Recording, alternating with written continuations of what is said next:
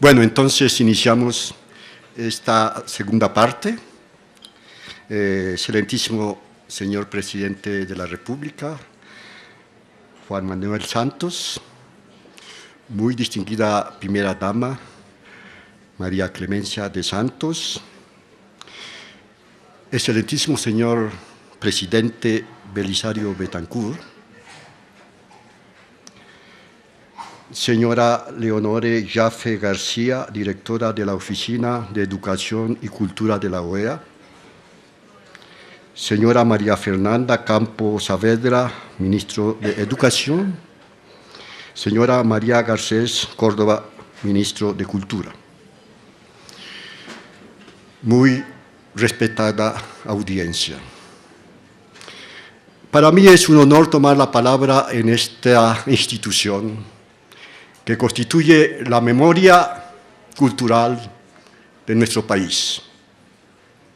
También es un honor haber sido invitado a participar a esta moderna visión humanista de atención integrada a la primera infancia y la originalidad del proyecto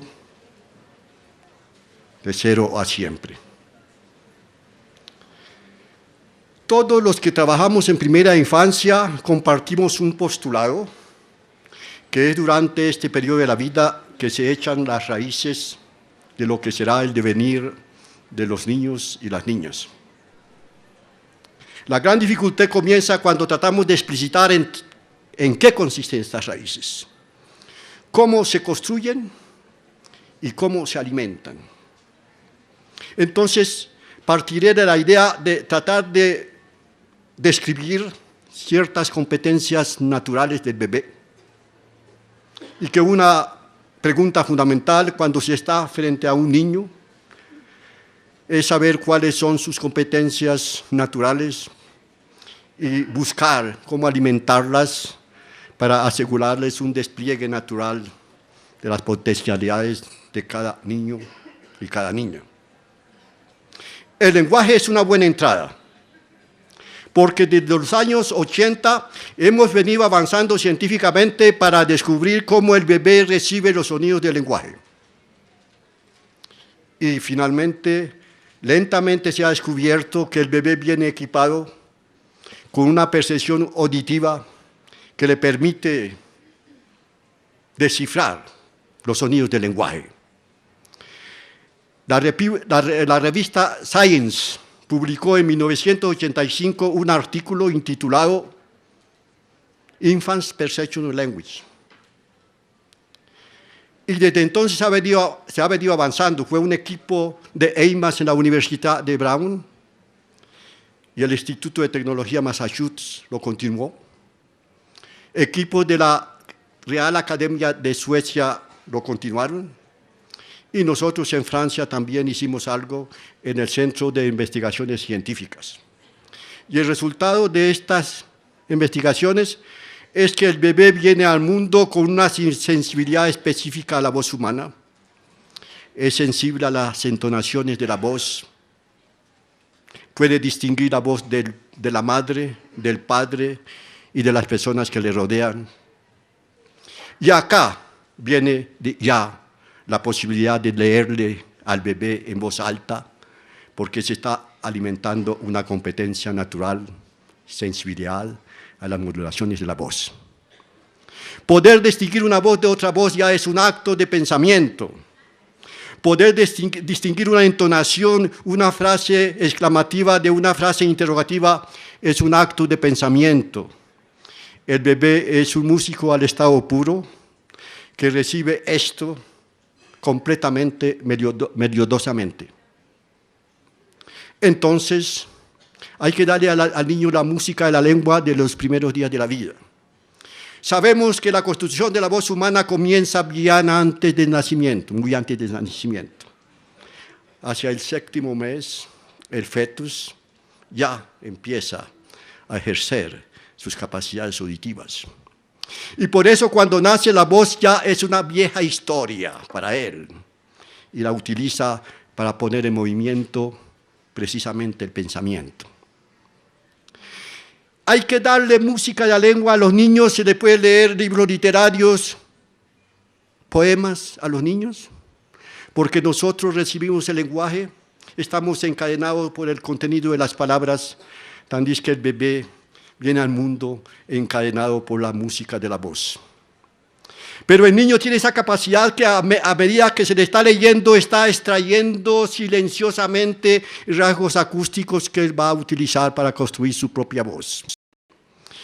Y es así que finalmente el niño no solamente es sensible a los ritmos de la voz, sino también es sensible a los ritmos alimentarios, a los ritmos de presencia-ausencia, a los ritmos de las caricias, y finalmente un bebé, para realizarse biológicamente, como decía Leonor, realizarse biológicamente, culturalmente y cognitivamente, necesita de leche, de caricias y de mucho lenguaje.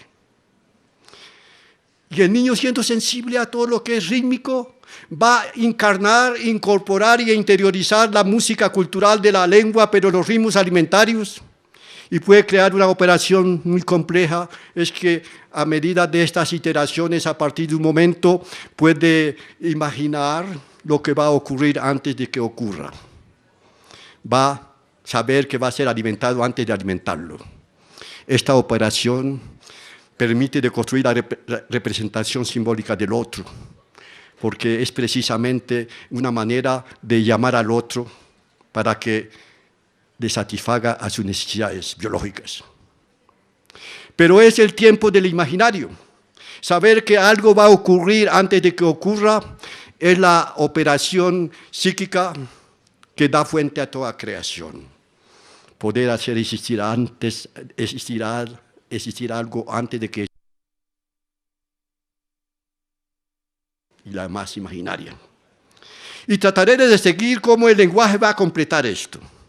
Y precisamente hacia el cuarto mes se construye una revolución psíquica. Es que el bebé que recibió de una manera invisible los rasgos acústicos de la lengua va a empezar a construir su propia voz, es decir, va a empezar a balbucear.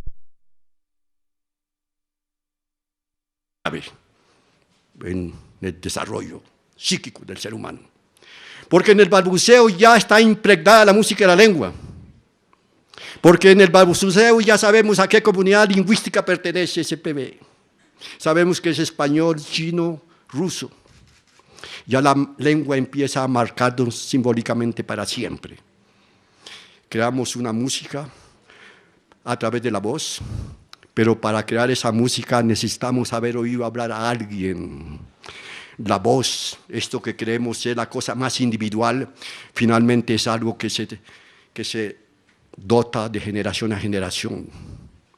Ella crea una identidad, la voz, pero al mismo tiempo nos encadena en una cadena simbólica. Y cuando el niño llega al balbuceo se vuelve sediento de todo lo que es rítmico.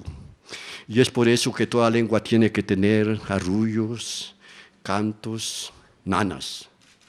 Una lengua sin arrullos, sin cantos de cuna y sin nanas no sería una lengua.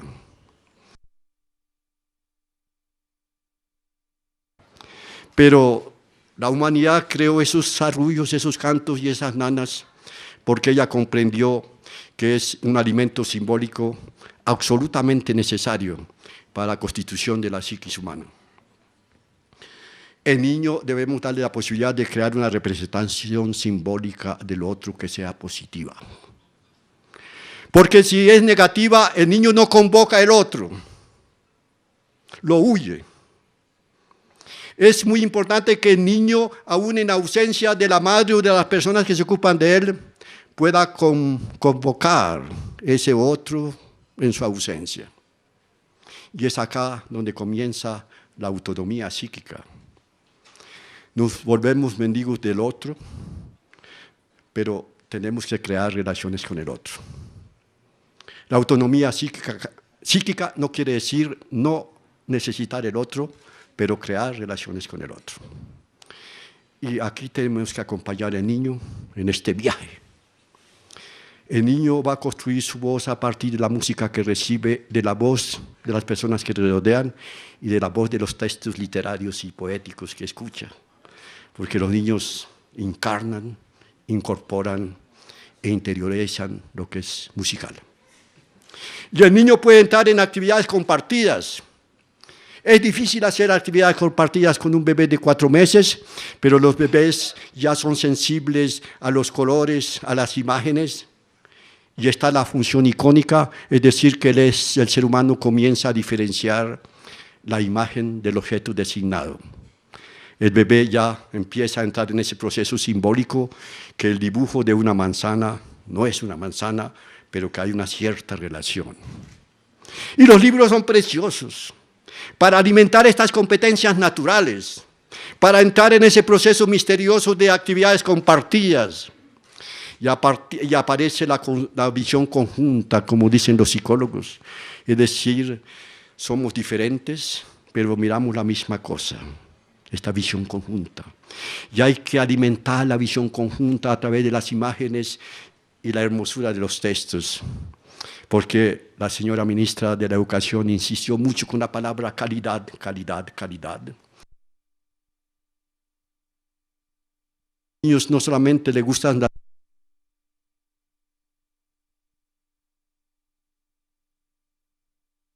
del material.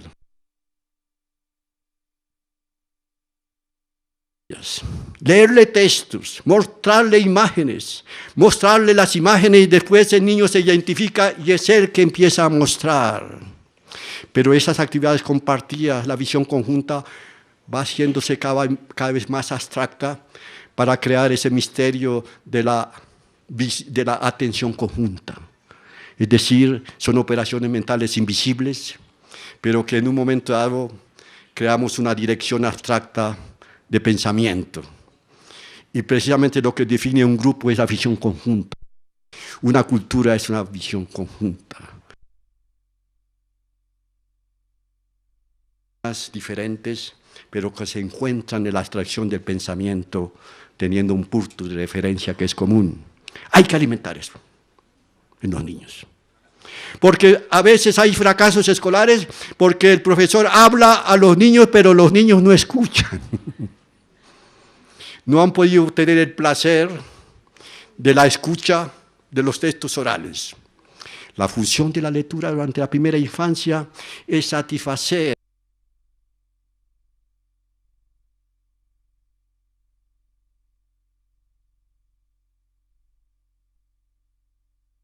hay un sujeto interno en la construir significado.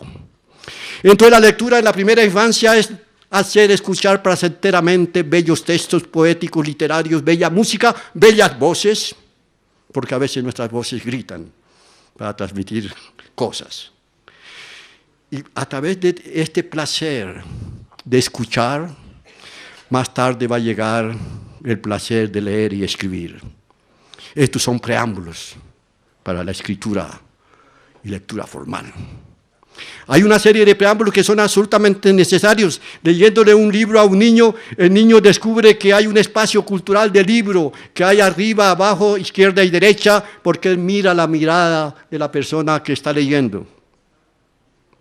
Y no es fácil explicar el espacio cultural de un libro, pero eso se transmite, finalmente eso nos enseña. Se transmite con las prácticas, con los bebés. Leer en esta dirección. Si estamos acá, si estamos en Arabia Saudita es en esta dirección, si estamos en Japón en otra dirección, de que un libro no es un objeto como los demás, de que lo movemos, el espacio cultural no es el mismo. Primera posibilidad de la lectura en la primera infancia, transmitir a los niños el espacio cultural del libro. Y el niño descubre que en los textos hay significado. La ciencia no puede explicar lo que es el significado. Y sin embargo, la psiquis humana está construyendo significado de la diferenciación de las voces hasta el último momento de la vida. Y descubrir que hay significado en un texto es un preámbulo clave y necesario para aprender.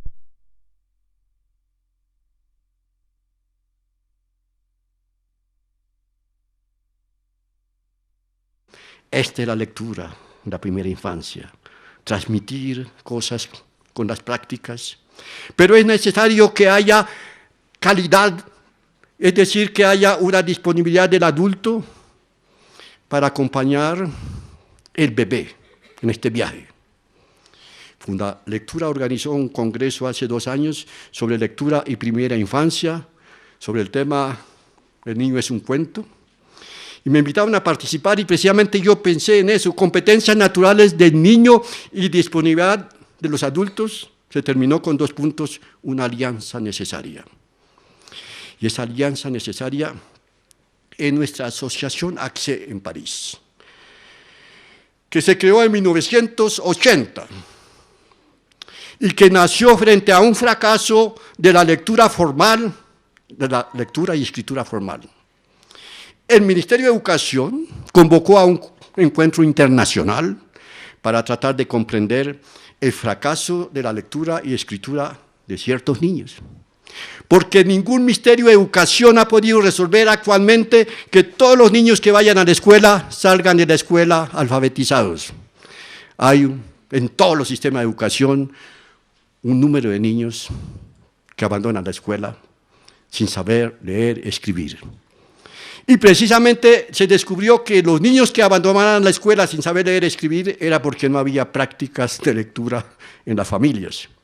Y a partir de ese momento nosotros propusimos que estábamos dispuestos a llevar libros allá donde ellos brillaban por su ausencia. Y es un programa de lectura en el cual debe durar por lo menos 6 meses.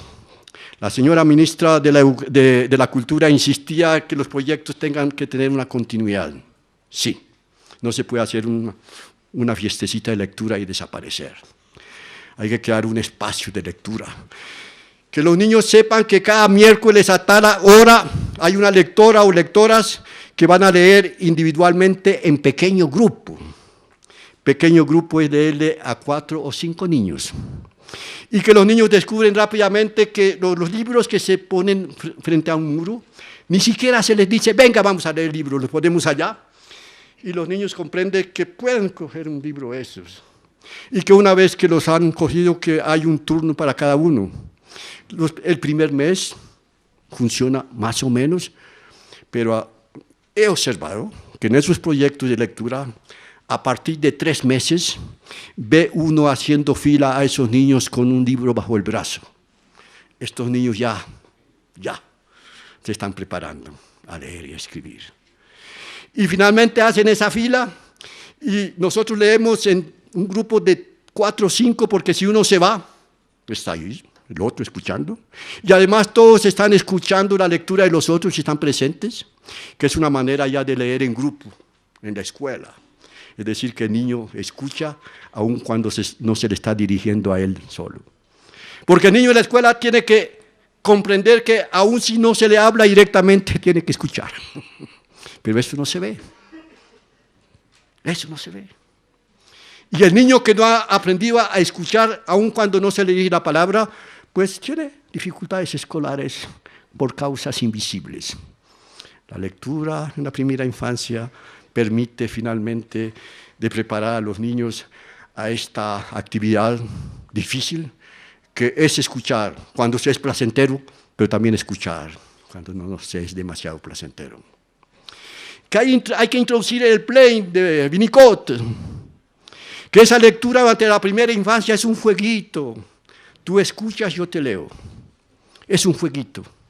Para prepararlo al game, ese juego tan estructurado que yo te leo y tú me haces un resumen. Ese es un game que si no se ha tenido el placer de texto oral, eso no marchará bien. No marchará bien. Y para que los niños puedan entrar con placer en todo eso, hay que darles plain. Yo diría que el intelectual es esa persona que hace cosas muy aburridoras sin aburrirse, porque logra llevar una música interior que lo acompaña para hacer cosas difíciles. Si no hay plain, se está cansado antes de empezar. el game. Entonces, creemos, los niños son capaces de crear eso si hay disponibilidad. Escuchar cuando no nos es demasiado placentero. Que hay que introducir el play de Winnicott, que esa lectura durante la primera infancia es un jueguito. Tú escuchas, yo te leo. Es un jueguito. Para prepararlo al game, ese juego tan estructurado que yo te leo y tú me haces un resumen. Ese es un game que si no se ha tenido el placer de texto oral, eso no marchará bien. No marchará bien. Y para que los niños puedan entrar con placer en todo eso hay que darles plain. Yo diría que el intelectual es esa persona que hace cosas muy aburridoras sin aburrirse, porque logra llevar una música interior que lo acompaña para hacer cosas difíciles. Si no hay plain, se está cansado antes de empezar el game. Entonces, creemos, los niños son capaces de crear eso si hay disponibilidad. Que ellos crean su plane, que les acompaña invisiblemente cuando hay que hacer game, aprender la gramática, hacer resúmenes, saber cuál es la frase subordinada, saber cuál es el personaje principal. Los profesores a veces dicen, pero se le explica lo que es una frase subordinada y como que eso pasa por ahí. Es complicado saber lo que es una frase subordinada. Hay que identificarse por el copensamiento, por la mirada conjunta abstracta para pensar como el otro. Y si no, eso no marcha. Entonces la lectura en la primera infancia son todos esos preámbulos que preparan al niño a descubrir la función de la escritura. No es la misma cosa que aprender a decodificar el texto escrito. El niño sabe que la escritura representa algo y se vuelve sediento de saber qué quiere decir una etiqueta. Pregunta qué dice eso. Hay familias que dicen, este niñito se me está volviendo cansón, porque tengo que traducirle todo. Ese niño, cuando llegue a la escuela, aprende a leer fácilmente. Porque no le interesa finalmente la decodificación, lo que le interesa es saber qué quiere decir eso. Y va a descubrir que un texto tiene muchos significados. Y eso es importante. Se decía que los niños, las dificultades que los niños que no pueden comprender los textos, que no saben interpretar, la hermosura de la literatura infantil y adulta, que el mismo texto se puede interpretar de mil maneras diferentes y se puede leer todos los días y todos los días se puede interpretar diferentemente. Entonces esto es necesario para aprender a tener placer con la interpretación diferente de los textos. Y esto lo hace la lectura y la primera infancia. Si se hace esto, se coopera de lejos, efectivamente, con el aprendizaje de la lectura y escritura formal. Esa es la función de la lectura de primera infancia. No se trata de aprender a leer, a escribir formalmente. Me excuso, señor presidente Belisario Betancourt, que usted aprendió a leer cuando tenía 3 años. Qué maravilloso. Vargas Llosa cuando tenía 5 años, según la situación del excelentísimo señor presidente de la República. Pero Vargas Llosa decía, Celón, que él aprendió a leer por el placer de los textos orales. Eso se trata de eso. Naturalmente que hay niños que son precoces, eso existe. Tampoco hay que detenerlos, naturalmente, y la familia se encarga de eso a veces. Pero dejémosle el acto pedagógico de la lectura y escritura a la escuela. Nosotros, todos los grandes de lectura de primera infancia, que sea Bookstar, que sea Born to Read, que sea la Fundación Germán Ramírez de Salamanca, que sea Fundalectura, que sea Espantapájaros, y nuestra humilde institución, ACCE, Acciones Culturales contra Exclusiones y Segregaciones, siempre hemos trabajado con esa visión.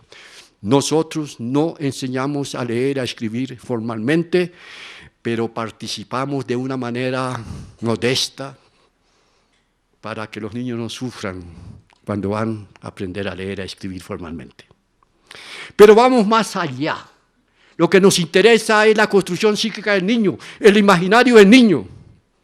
Y que cuando el niño se manifiesta hacemos una fiesta narcisista. Si nos muestra una imagen, la nombramos. Y sabemos que es importante porque antes de aprender a pronunciar las primeras palabras en toda cultura, el ser humano empieza mostrando con el dedo lo que le interesa en el mundo exterior. Momento clave en la construcción de la psiquis humana. Mostrar un objeto en el mundo exterior finalmente quiere decir, esa cosita pasó por acá en mi espíritu, yo lo utilizo como soporte para compartirlo contigo. La psiquis puede contener algo. Y es porque la psiquis puede contener algo que las palabras pueden contener algo. Es un misterio. Y las cosas extraordinarias, a fuerza de repetirse, se banalizan. Explicar que un sonido como botella, o agua, o mesa, o micrófono contiene algo, eso no es tan evidente. Y cuando hay niños por los cuales las palabras son vacías, y es difícil de entender. Hemos hecho nuestros trabajos de lectura y primera infancia con esos niños, y lentamente las palabras comienzan a transformarse en cajitas sonoras que contienen pensamiento. Esto es muy difícil de explicar científicamente, filosóficamente, psicoanalíticamente. Sin embargo, es una banalidad. Entonces, consciente de todo esto, desde hace 30 años como lingüista, he tratado de hacer comprender estas banalidades que están a la portada de todo el mundo. ¿Quién no puede hacer de leerle una historia a un niño? Y si la persona no sabe leer y escribir, pues están los cuentos, está la tradición que en todo ser humano se construye a través de las nanas, los cantos de cuna y los arrullos. Finalmente, a los iletrados yo les digo, el libro es reciente. La tradición se pierde con el origen del hombre.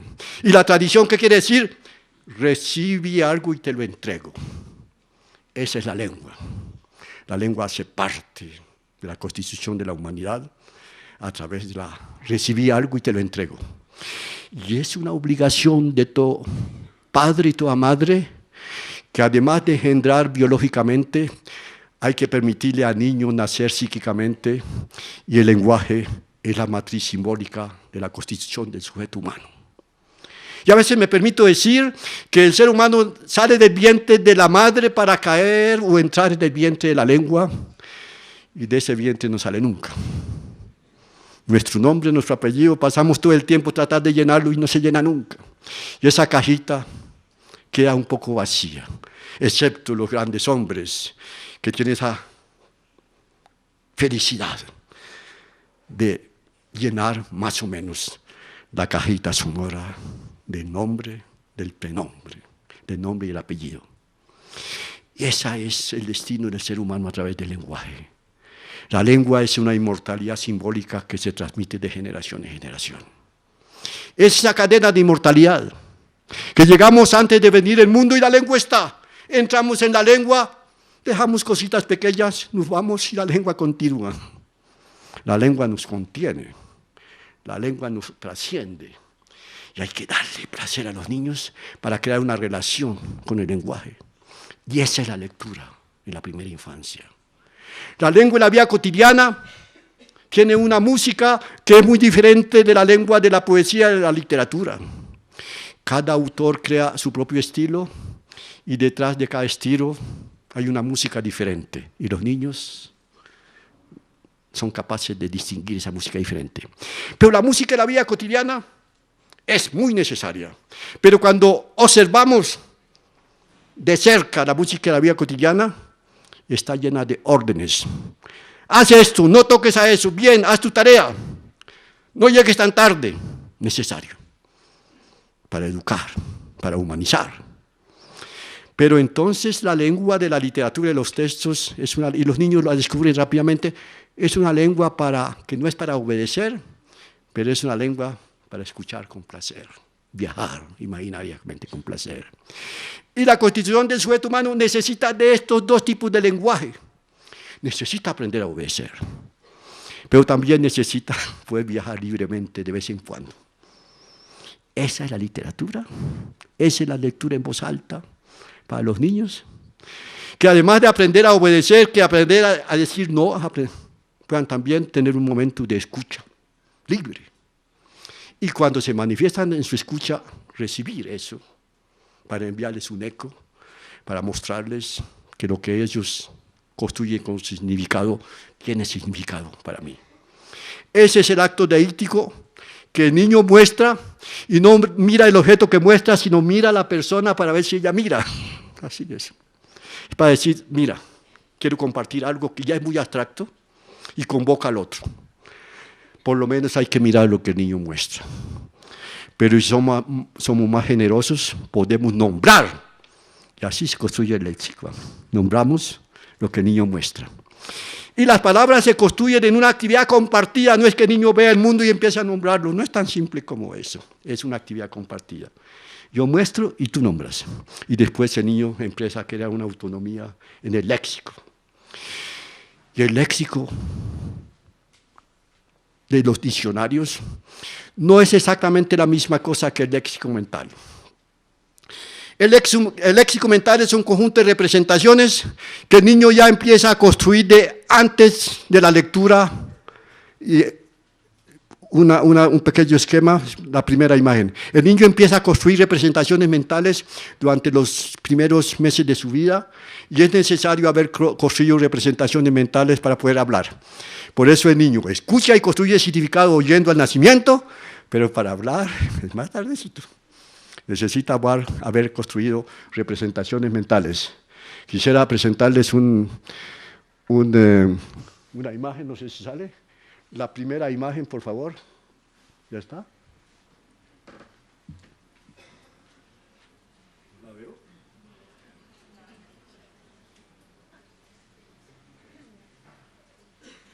Bueno. Es muy difícil hablar teóricamente. Es muy difícil hablar teóricamente de construcción de representaciones mentales. Pero sabemos que construimos representaciones mentales.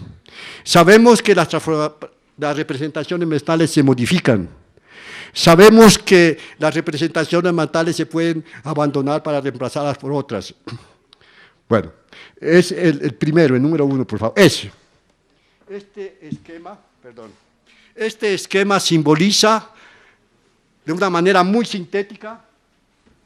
¿Puedo tocar el micrófono? Para poder mostrar un poco allá.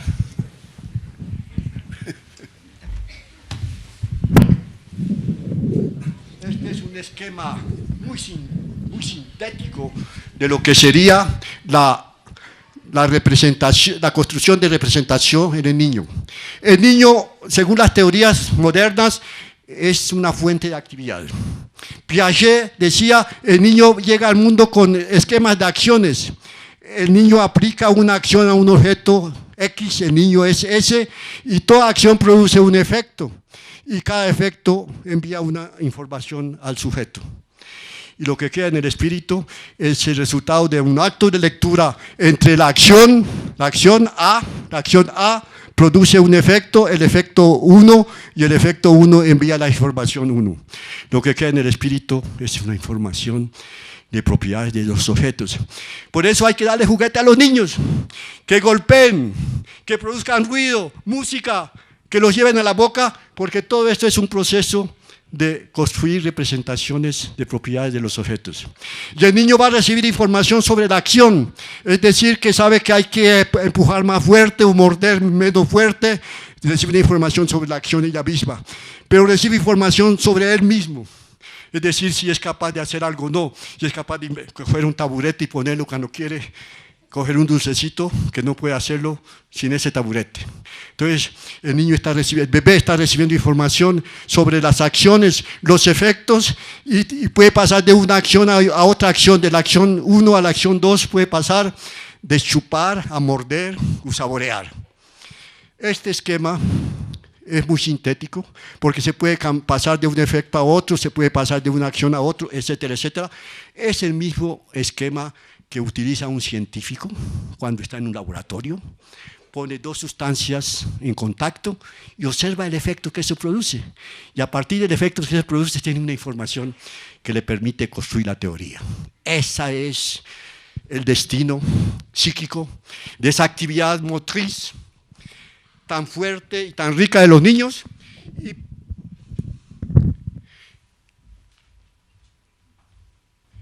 Por eso debemos darle juguetes a los niños, para que construyan esas primeras propiedades del objeto, y después vienen las palabras. Momento clave en la construcción psíquica del être del ser humano. Es decir, que hay que tener representaciones, y las palabras es una representación de las representaciones que existen ahí. Luego, perdonen por este juego de palabras, pero para que haya léxico tiene que haber una representación de representación. Es decir, que el animal construye representaciones de los objetos, pero no las puede nombrar. El ser humano tiene la capacidad de, a partir de una representación, crear una representación y viajar de representación en representación. Lo que yo estoy diciendo acá es poner en esta lengua mis representaciones mentales. Pero las palabras son representaciones mentales, y a partir de esas representaciones mentales ustedes dan cierto sentido a mi discurso. Es la constitución de la operación de la representación que hace posible el lenguaje, las palabras. Entonces, a ese momento hay que darle al niño la posibilidad de vivir la operación de la representación. Y ahí vienen las metáforas. Es que el niño tiene la representación de lo que es agradable y juega, pero tiene un carrito, y ese carrito pues no tiene motor, pero él es capaz de ponerle el motor a un carrito y decir ¡bu! Entonces el niño es capaz de entrar en las metáforas, es decir, ese carro así se parezca bastante, no es un carro. Y cuando tiene a veces un pedacito de palito, como decimos en Córdoba, y coge una ramita y de esa ramita hace un avión. Ese niño está en la metáfora. Porque una rama no es un avión, pero el ser humano tiene esa potencialidad que a partir de una representación puede crear una otra, y eso hace una metáfora. Y eso hay que darle la posibilidad a los niños de crear metáforas, de comprender las metáforas. Y las metáforas no se explican, es que lean en un diccionario metáfora y metonímia. Y al final es que eso queda como que se entiende y no se entiende. Es porque las metáforas no son conceptos, son procesos psíquicos de identificación y diferenciación. Y no se necesita al niño enseñarle que es una metáfora. Él la descubre solito, por el juego. Entonces, para poder leer textos es necesario vivir las metáforas. Y los niños que no han podido vivir la metáfora, ¿cómo pueden entender un texto? Ahí viene el sufrimiento. Ministerio de Educación, Ministerio de la Cultura. Esa queja que los niños no pueden entender textos. Hay que dar la posibilidad de vivir, encarnar y interiorizar la actividad metafórica.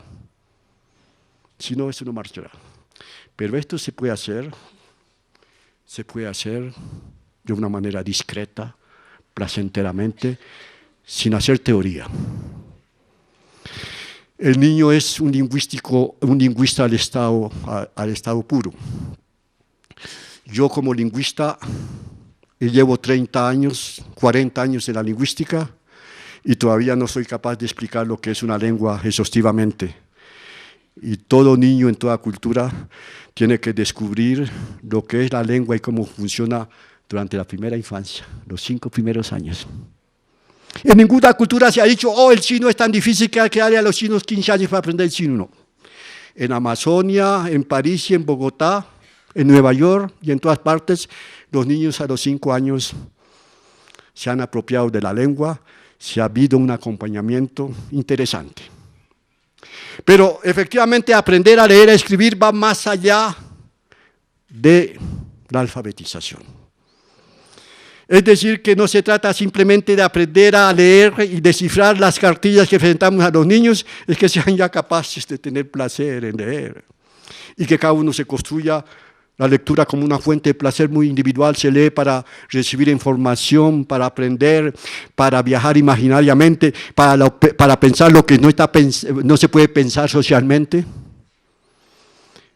por aburrimiento, por placer, para tener buenas notas en la escuela, etcétera, etcétera.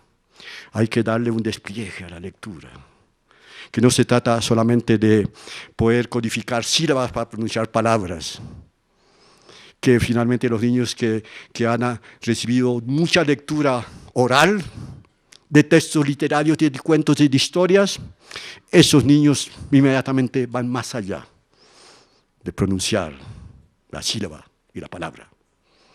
Y esa es la misión de la lectura de la primera infancia, trabajar con la escuela, facilitar el trabajo a la escuela, que ellos se van a transmitir el código escrito, pero ya los niños escapan del código escrito porque van más allá. Entonces, si queremos que nuestros ministerios de educación en cualquier parte del mundo no haya fracasos con la adquisición de aprender a leer y escribir, debemos darles mucha lectura en voz alta, de bellos textos literarios, poéticos. Y que la música no es solamente la música de la armonía sonora, pero es la música de la polifonía de colores, de la armonía de formas. Esa es la música. Y que un buen texto es muy agradable por el encuentro de bellas palabras, pero un buen texto tiene también una música semántica. Y el buen texto es el que tiene, además de la armonía de las palabras, la música del sentido. Ese es un alimento necesario para poderse autoacompañar por el lenguaje. Porque finalmente, ¿qué ocurre? Es que cuando el niño empieza ya a hablar, como para hablar necesitó haber oído hablar a alguien, entonces cuando él empieza a balbucear, finalmente en su voz está presente la voz simbólica del que le permitió aprender a hablar. Y cada vez que nosotros hablamos, hay una voz interna que nos permite construir la nuestra y eso crea la otredad lingüística. Es decir, que todo ser humano para construirse como sujeto lleva una otredad lingüística, es decir, es un ego que lleva un alter ego al cual se puede dirigir. Esta es una operación clave del lenguaje.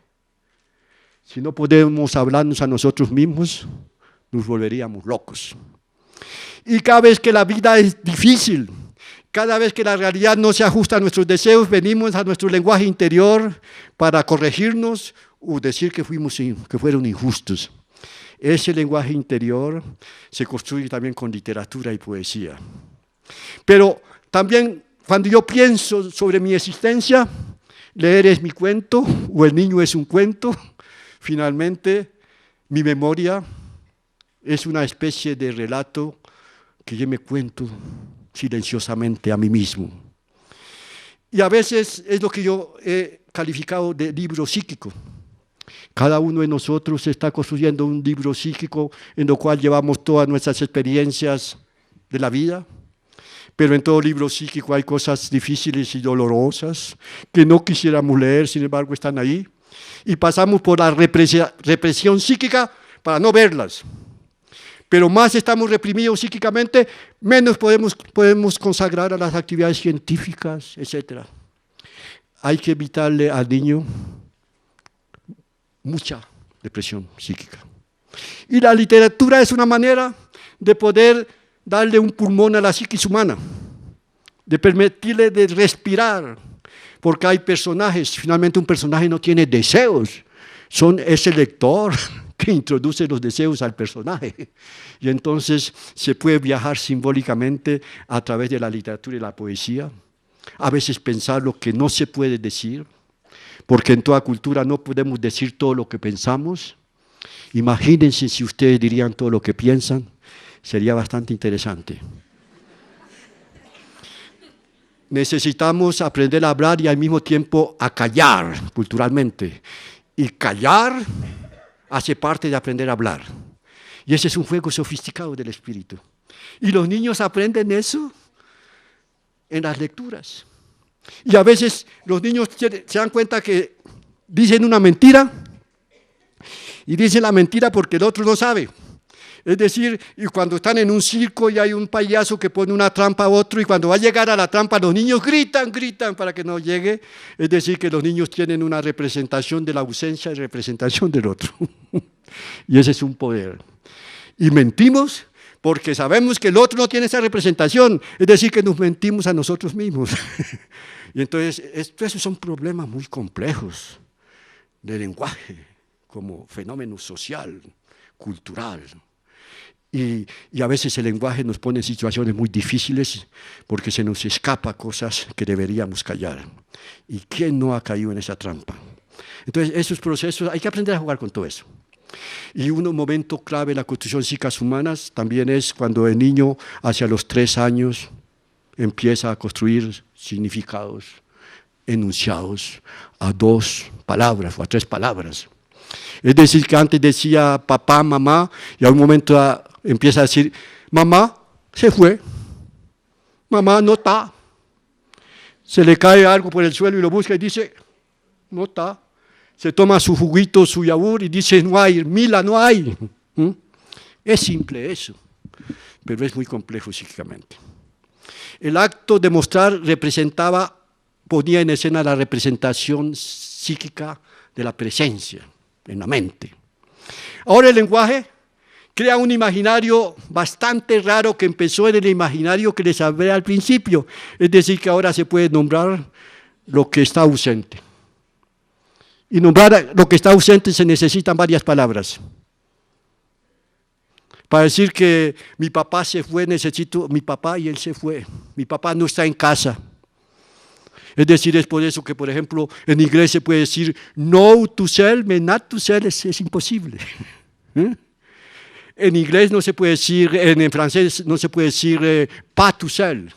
Hay que decir pas toi, pas moi, c'est pas.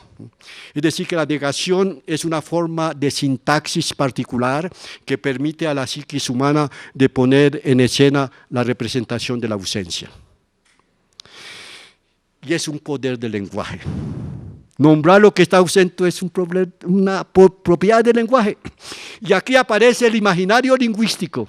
Es decir, que por el lenguaje yo puedo hacer existir lo que no existe, y eso es la literatura. Hacer existir personajes santopanes, es decir, personajes que no existen, y hacerlos existir.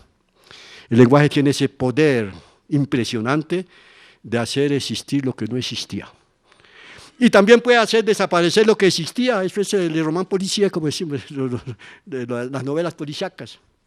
Pero puede hacer existir de otra manera lo que existe allá. Y podemos crear nuevos personajes para hablar del amor, o hablar del amor de otra manera, etc. Ese es el imaginario lingüístico. Por el lenguaje, el hombre tiene una capacidad que crea el imaginario, las operaciones constitutivas del imaginario, es decir, hacer existir simbólicamente lo que no existe, hacer desaparecer simbólicamente lo que existe, o hacer existir de otra manera lo que existe. Ese es el imaginario humano, lingüísticamente. Y hay que darle placer a los niños. Pero al mismo tiempo que se adquiere esta operación del imaginario, de la representación de la ausencia, esto tiene consecuencias. Y los niños hacia los 3, 4 años, aún menos, empiezan a tener pesadillas, porque finalmente saber que somos mortales, en parte, es una propiedad del lenguaje. Y aquí empieza el sufrimiento psíquico profundo. Y el niño no puede dormir. Y en todas las culturas hay que crear cuentos para que pueda dormir. Hay que acompañarlo. Empiezan las pesadillas y hay que permitirle la palabra sueño. Apareció en todos los discursos, el sueño, soñar. Sí, hay que permitir de pasar de la pesadilla al sueño. Y esa es la literatura. Cuando un niño no puede dormir con un texto literario bajo un pequeño conejito o un tigre, se le está diciendo que ellos también sufren, que tienen dificultades a dormir. Y a partir de ese momento el niño como que se hace acompañar simbólicamente. Y esa es la función de la literatura. Es una experiencia humana que está a disposición de todo niño y toda niña a condición de dársela, dar acceso. Las bibliotecas deberían crear el espacio de lectura a primera infancia. Lo que se está haciendo en Colombia ya. Un seminario el año pasado, 50 bibliotecarios para explicarles en qué consiste la lectura de primera infancia, es que la biblioteca tiene que estar ahí. Y si en Colombia, como lo estamos haciendo en Sao Paulo, en toda biblioteca se construye un espacio de lectura de primera infancia para que las madres vengan con los bebés y que dice el libro es caro, pero la biblioteca los presto. Las estadísticas decían que en Colombia tenemos menos de 5 libros por habitante, cuando podemos organizar un préstamo de 5 libros por semana a las familias que los lleven para que lo lean durante la semana y que después regresen a la biblioteca y que lleven otro taleguito con 5 libros. ¿Sí ve? Esta es una política compleja difícil, pero si trabajamos conjuntamente, la visión del Ministerio de la Cultura, Ministerio de Educación, Ministerio de Salud, que hay que hacer en niño una visión integral y no pedacito por pedacito, que hay que hacer la visión de lo biológico y lo psíquico, que conocemos cuáles son las sustancias necesarias para el desarrollo biológico y así la madre no alimente naturalmente el niño. La farmacia nos propone mezclas que contienen más o menos los productos que necesita el desarrollo biológico, pero no conocemos pobremente los alimentos simbólicos. Y eso era lo que yo quería transmitirles hoy, alimentos simbólicos, y que nacemos dos veces, nacemos biológicamente, pero nacemos psíquicamente, y que toda madre y todo padre tiene como compromiso de hacer de un bebé un ser de lenguaje. Y ese es el nacimiento psíquico. Y que el nacimiento psíquico se empieza y no se cierra nunca. Y que de 0 a siempre, como la citación del excelentísimo señor Presidente de la República, de Gao, que del nacimiento hasta la muerte, yo quisiera que finalmente de 0 a siempre se transforme de 0 para siempre, es decir, que lo que los niños reciben hoy, lo transmitan a sus hijos, y creemos una herencia que va de 0 para siempre. Muchas gracias.